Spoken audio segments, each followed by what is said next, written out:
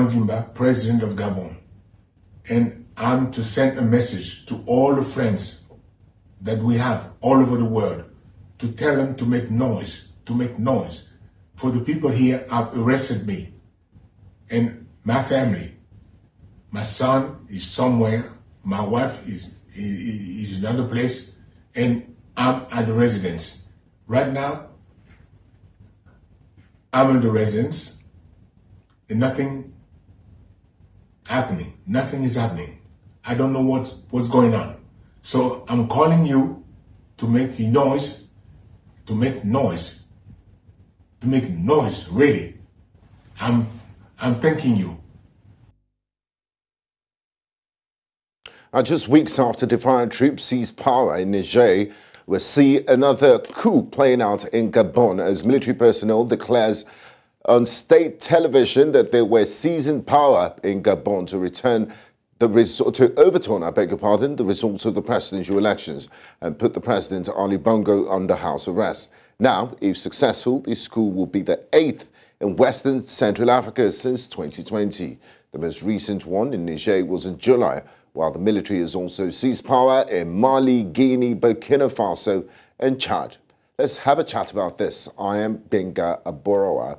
Now, joining our gathering today is Joseph Ochieno, a writer and commentator on African affairs. He joins us live from the Ugandan capital, Kampala. We also have David Otto, Director for Geneva Center for Africa Security and Strategic Studies. He joins us live from Niger's capital, Abuja. And lastly, in our gathering is Dr. Piso Nseke, international relations expert. He joins us live from the Cameroonian capital, Yaoundé. Gentlemen, welcome to the square. Now, I'd like to start with Dr.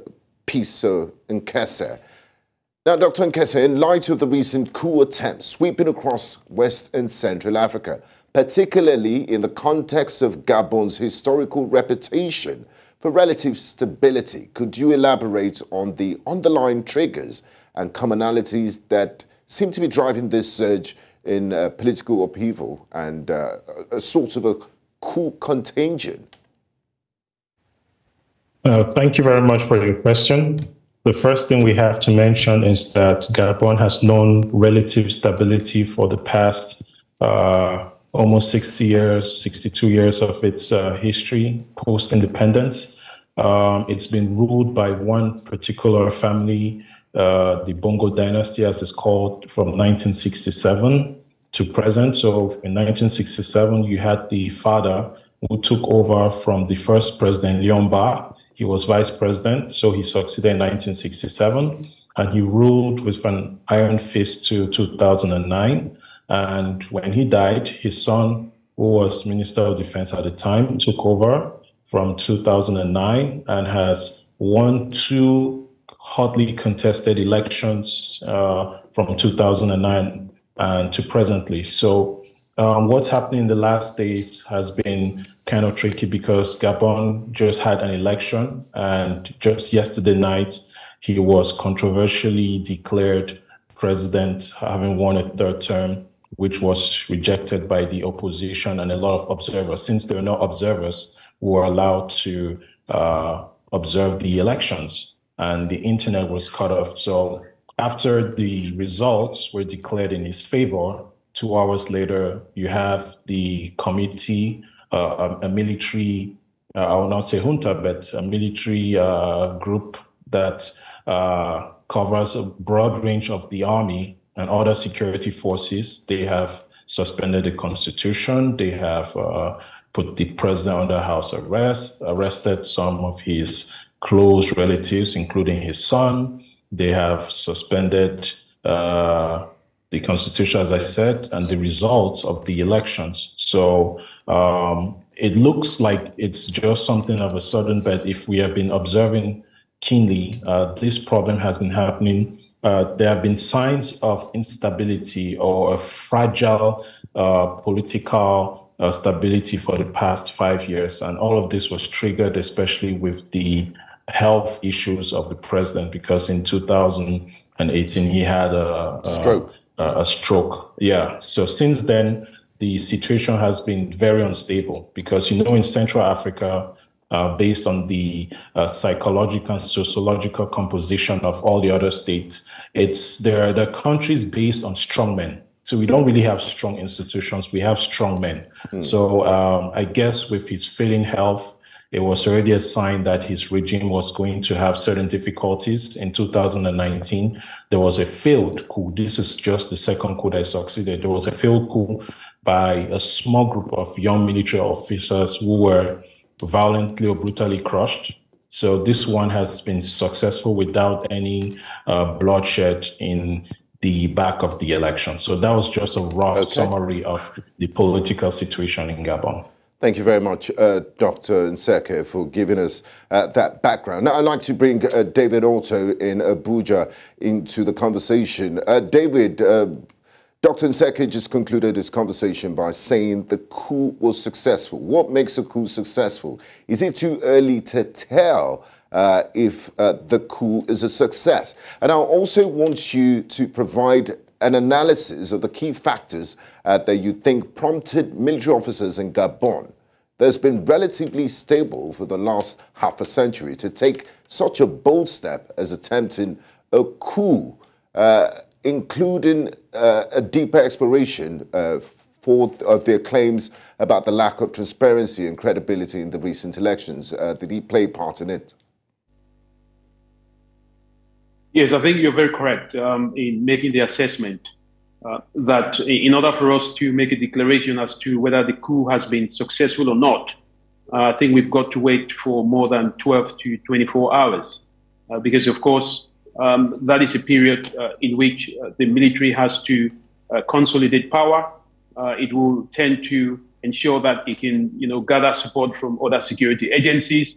Most often, the military would, be focusing on buying the hearts and minds of the Gabonese to go to the streets, as we've seen. But as a matter of fact, a coup can be successful when it lasts between 24 to 1 week. Then, of course, anything can happen thereafter. But, we know in 2019, there was a similar coup d'etat in Gabon, which failed as a result of the fact that the president swiftly had support and the coup plotters were arrested. So as a matter of fact, we don't know at this point in time if there is going to be any reprisals. We've seen the president has appeared on national television, through his presidential palace and saying that, he's calling for help and support. But we don't know if he's going to get any support from France because, of course, it's the first time we've seen Ali Bongo speaking in English. Usually, he always speaks officially in French. So it was a bit surprising to see that he's making this appeal in the English language. Some, analysts are saying that perhaps, he believes that the French might not come to his rescue. But from a political perspective, we've seen that Ali Bongo has been a beneficiary of the dynasty that has been in power since 1967. His grandfather was, one of the forefathers during the independence of 1960. So pretty much, they've been in control for a very long time.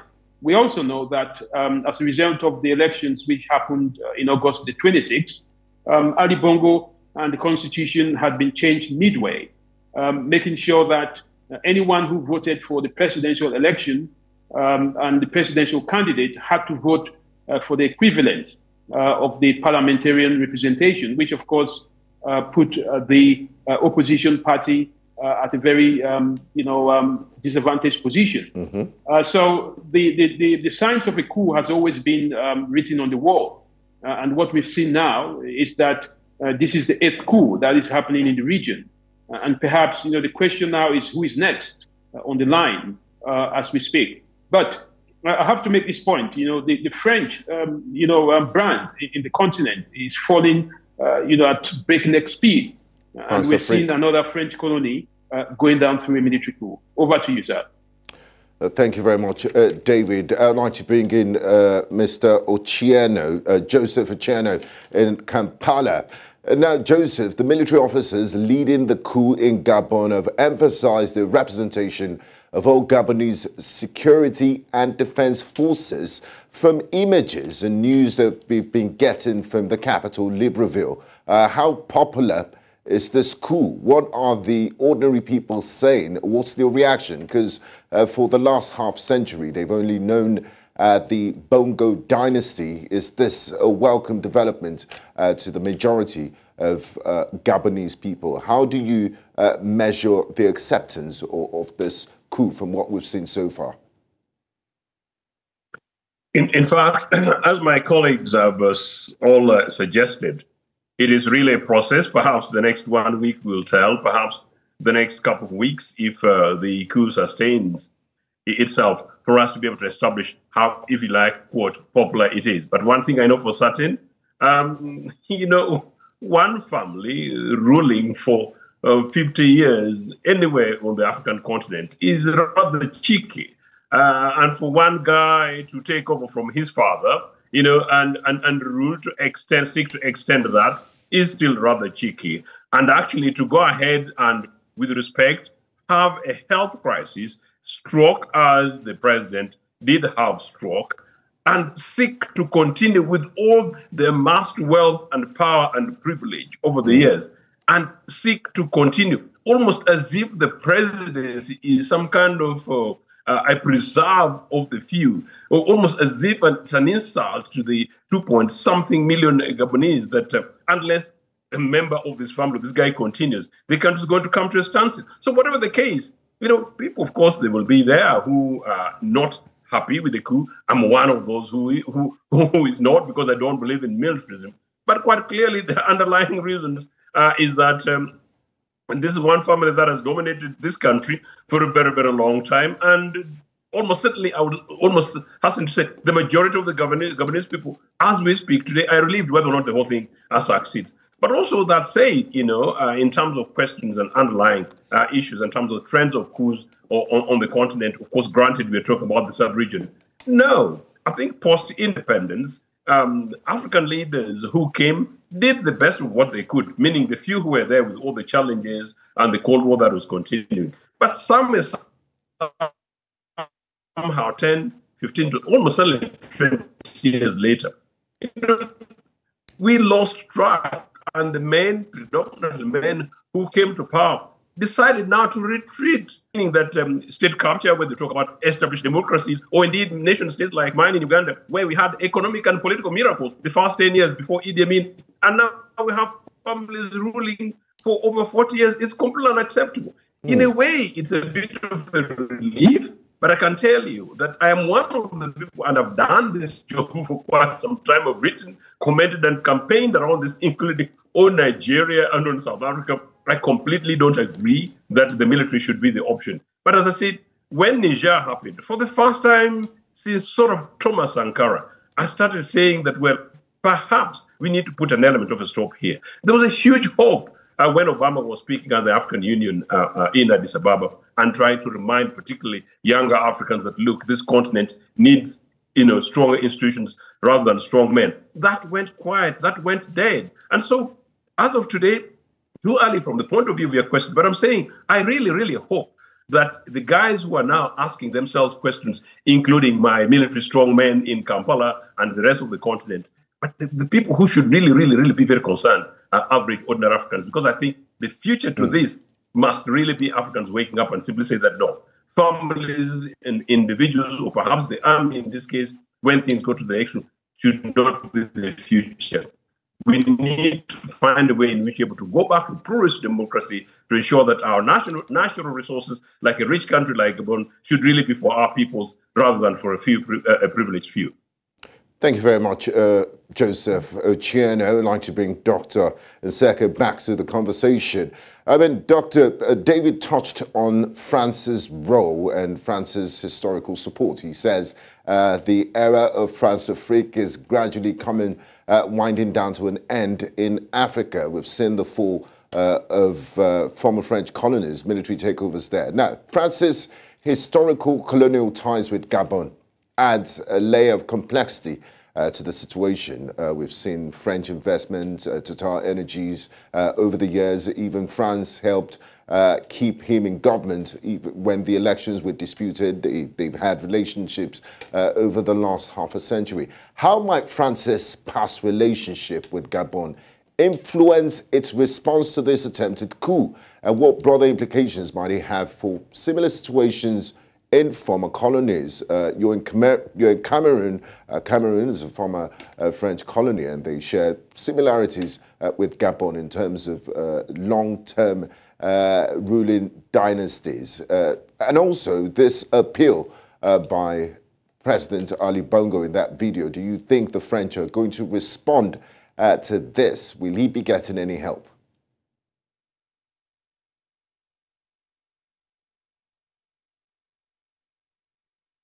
Dr. Nseke, are you there? Okay, we seem to be having some connection issues with Dr. Nseke. So I'll just direct that question to David. David, did you get that question, or would you like me to repeat myself? Well, I think I would like you to repeat that. But I think you were talking about the influence of France, in terms of its hold on its former colonies. And as you're right, we've spoken about the decline of the French brand in the Sahel, as we've seen recently in Burkina Faso, Mali, Guinea as well, and of course most recently in Niger Republic.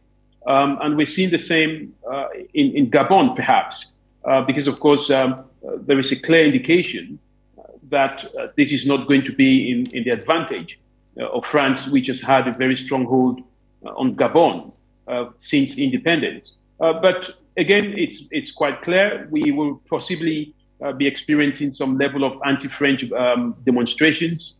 People that will be calling for the fact that they do not want to see a continuation of a dynasty under the Bongo family, which of course has been protected very strongly by the French. Now the question is going to be, who is going to fill that gap? We understand that perhaps, the fact that the president who has been deposed is speaking in English is perhaps an indication that he's calling for countries like the United States and maybe Great Britain or perhaps other English-speaking countries to come to his rescue. Maybe a realization that he's no longer favored by the French. But the new generation of Africans, made up of 75% of youthful population, is no longer tolerant of the old colonial, stronghold on the continent. And because of that, we're seeing very young soldiers, who are new generation breed, coming to the realization that, they have a role to play in taking out governments that have become, some kind of a stooge to the French former colonies. But of course, we are yet to see what this new military junta is going to achieve. Mm-hmm. We've already seen that they are making arrests and giving some very strong charges against some members of the Bongo administration. So again, we're here to hear from the ECAS, which is the Economic Community of Central African States. This is not a jurisdiction for ECOWAS, of course. So we'll possibly hear from ECAS very soon. We'll hear from the African Union. But I think all they can do is condemn at this point, because none of them has the capacity for a standby force to deploy to the continent and to deploy to Gabon to rescue the president. But the days are still quite early. Let's hope that things might change as the days unfold. And we'll see how that goes. Thank you very much, David. You're watching Village Square Africa, New Central Television. We'll go to a quick break, and when we return, we'll continue our conversation on the coup in Gabon that has ousted long-term President Ali Bongo. Do stay with us. We'll be right back after this quick timeout.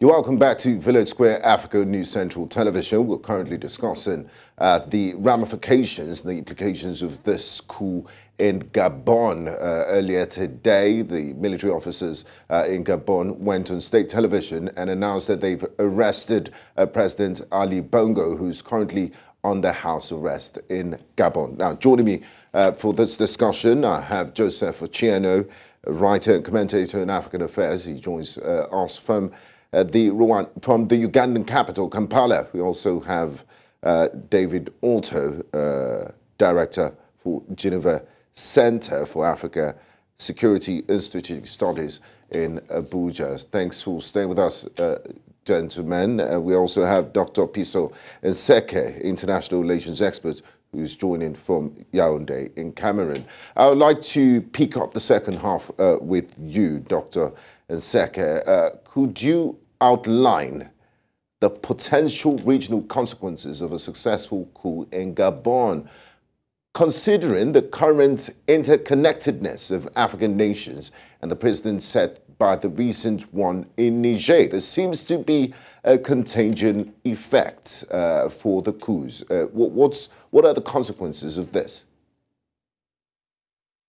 Thank you very much. I'll first of all like to follow up on what the previous speaker said. I think we are already having a name coming up of the head of the junta, who is the commander of the Republican Guard, is General Brice Oligui Nguema. So currently he is the strongman in Gabon. So rightly, we're going to still analyze and see how things are developing there in Gabon. But concerning the coup, it is obvious that Central Africa is different from Western Africa in the sense where for the past 50 years, Central Africa has been mostly stable with strong men at the head of their various states, except maybe Central African Republic that has had many different, has had different presidents. So the consequences could be enormous, you know. It could be enormous in the sense where,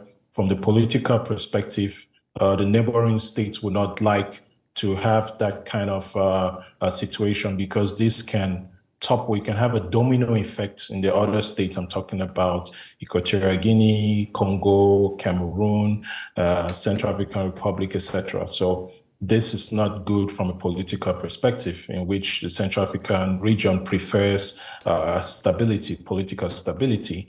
Now you could have also humanitarian crisis if, for example, I'm just saying, if, for example, this coup is not peaceful, but so far it's been shown to be peaceful. The population has welcomed it in their majority. We've not heard of any people being killed and stuff like that. So I would say for now, we're not going to have a humanitarian crisis or influx of refugees for now, because so far it's been Things seem to be calm. Coup without. Yes. Thank you, Dr. Nseke.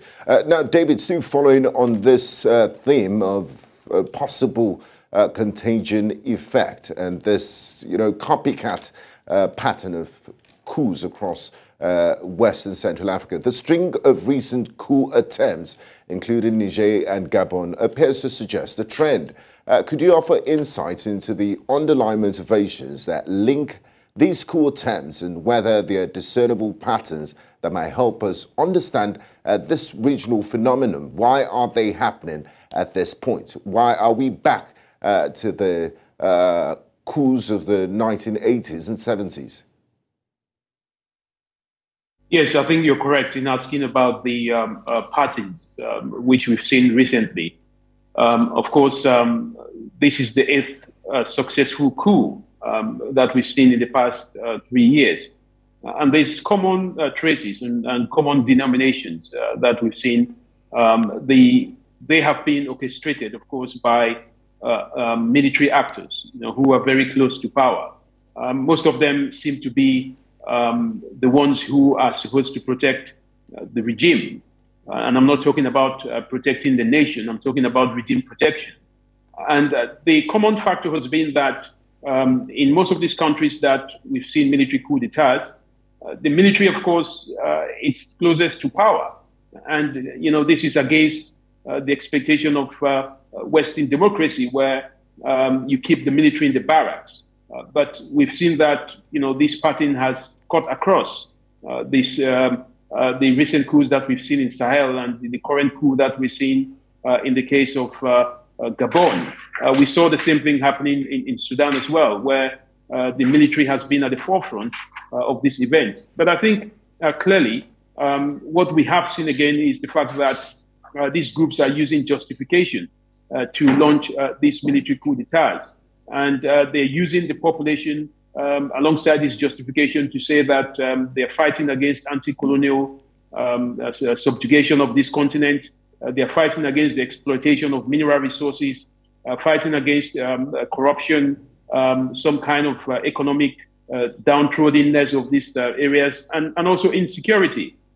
But of course, Gabon has been relatively a very safe country in the central part of Africa. So we haven't seen much to do with insecurity in that region. But what we've seen is that the military junta has come up with reasons such as corruption, embezzlement of funds. They're talking about trafficking of drugs, forgery of documents, insinuating that the president, has not been in charge, even though he's been on seat. So these are common patterns. And my fear is that this is not going to be the last coup that, we may see in this part of the continent. Because, of course, we still have situations where the military and other security agencies are used to protect the regime. And it is clearly being seen as an advantage that the military is taking over from democratic systems, because these democratic systems do not work effectively themselves. They're not responsive to the plight of the people. Now, thank you, David. Joseph Ocheino, in light of the regional and recent trend towards democratic backsliding, which has almost come to a crisis level, could you provide an analysis of the potential responses that regional bodies like the Association of Central African States, ECAS, and the African Union could adopt to mitigate the erosion of democratic governance across these nations, and also put an end to the pull force, the things that attract the military men to seize power?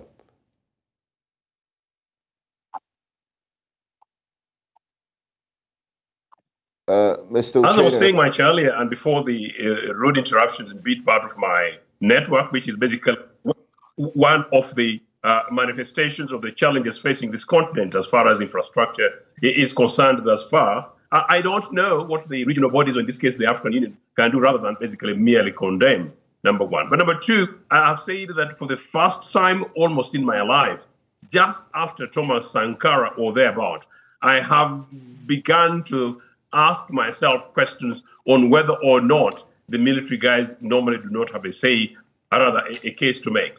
I also want to say that regardless of that, we shouldn't really encourage military coups, because they're really not the option. They're not the panacea. So I was trying to say that whatever we do, Africans need to wake up. We need to remobilize ourselves as a peoples and as a citizens, and make sure that we demand for institutional systems and frameworks. Whatever happens in Gabon, it is just not justifiable that one family can rule for that long. So whatever the case, democracies should really be that merely democracies. There is nothing very special. Joseph Ocheino, staying with you, the citizens of some of the states where you have civilian presidents impose themselves against constitutional term limits. They do all sorts of things to stay in power perpetually. The examples are numerous across the African continent, and they believe, the military is the last hope to have a hard reset, because, some of the civilian administrations clamp down on dissent. They're very aggressive, and they're not open to protest. So what options do you leave some of these states with, who feel, the democratic process failed them? It's just a democracy in name.